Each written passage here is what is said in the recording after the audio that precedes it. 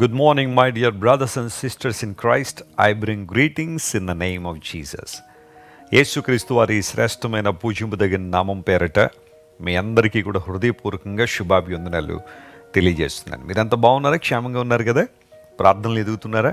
దేవుని వాక్యాన్ని ప్రతిరోజు చదువుకుంటున్నారా? దేవుని ఆత్మ మన మీద దిగి వచ్చినప్పుడట మనం దేవుని సాక్షులుగా బ్రతుకుతామని బైబిల్లో రాయబడింది. పరిశుద్ధాత్మ దేవుడు తనకు సాక్షులుగా మనందరం బ్రతకడానికి సిద్ధపరుస్తున్న కాలం ఇది.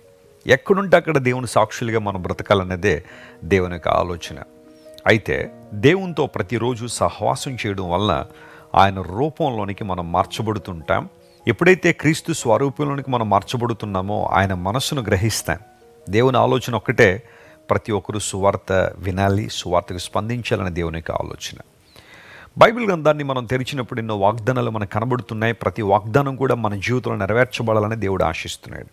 ఈరోజు మీరు ఎలాంటి సమస్యలతో ఉన్నా, ఎలాంటి ప్రతికూలతల్లో ఉన్నా, ఇబ్బందుల్లో ఉన్నా, దేవుని వాగ్దానం మీకు ధైర్యాన్ని ఇస్తుంది. దేవుని వాగ్దానం మీకు గొప్ప ప్రోత్సాహాన్ని ఇస్తుంది. చదువుదాం దేవుని వాక్యాన్ని.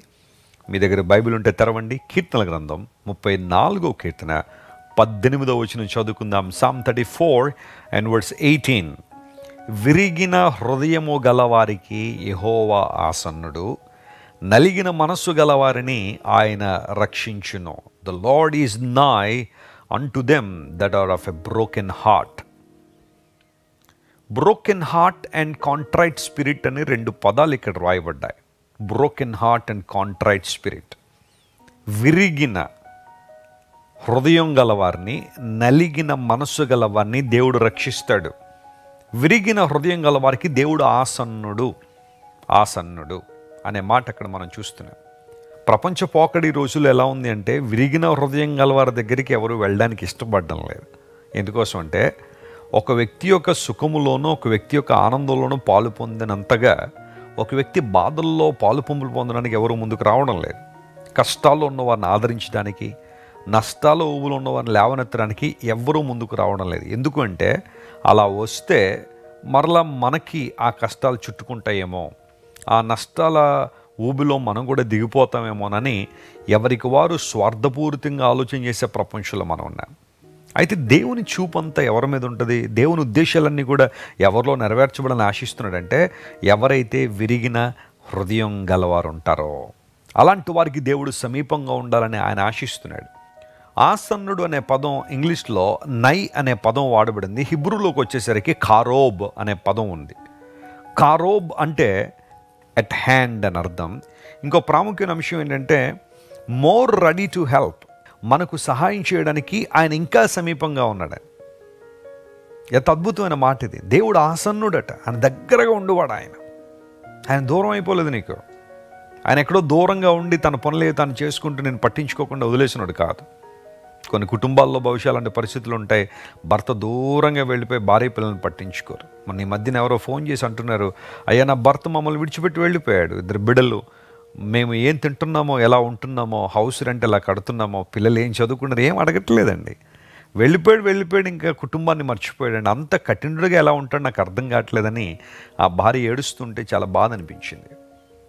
దేవుడు నీకు దూరం కాలేదు, ఆయనను పట్టించుకోకుండా వదిలేసేవాడు కాదు. God has a concern for you even in minute things.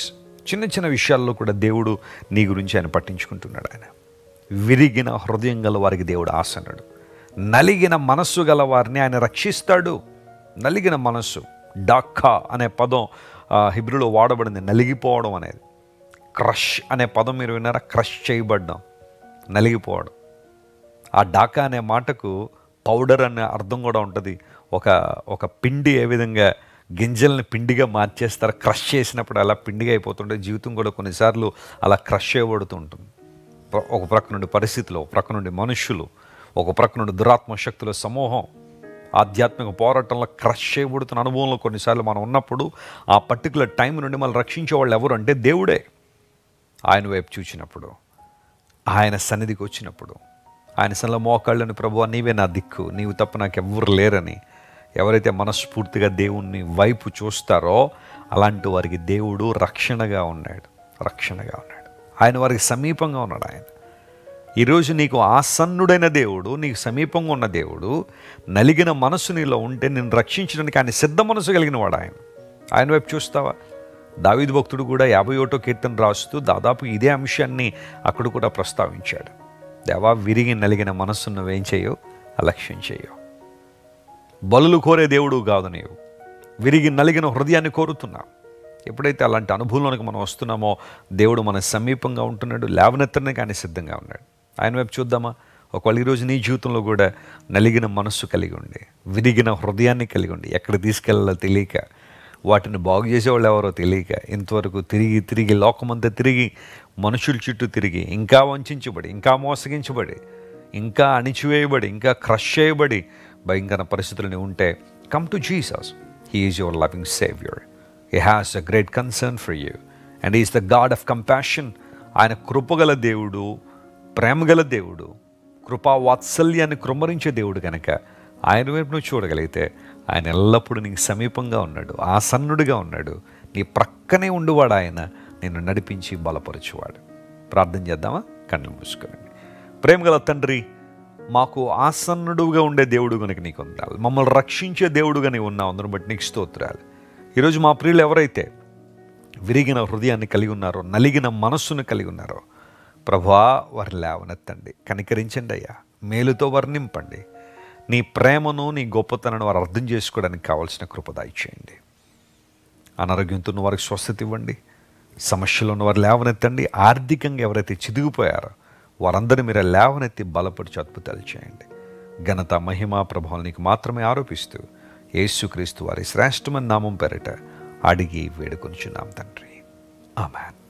God bless you, dear friends. Have a wonderful day. మీరు ఇంతవరకు విన్న దైవ సందేశం మరియు దేవుని సేవకులు చేసిన ప్రార్థన మీకు ఆశీర్వాదకరముగా ఉన్నదని విశ్వసించుచున్నాము. ఈ సందేశాన్ని మీ స్నేహితులకు, బంధువులకు షేర్ చేయండి. మీకు ఏదైనా ప్రార్థన అవసరత ఉన్నచో మా ఫోన్ నంబర్లకు కాల్ చేయండి. దేవుడు మిమ్మల్ని ప్రేరేపిస్తే విశ్వాసంతో సాగుచున్న ఈ పరిచర్యను ప్రోత్సహించండి. మరిన్ని వర్తమానాలు, పాటలు వినుటకు జాన్ వెస్లీ మినిస్ట్రీస్ అను మా యూట్యూబ్ ఛానల్ను సబ్స్క్రైబ్ చేసుకొనండి. ప్రభువైన యేసుక్రీస్తు కృప మీకు తోడైండును గాక.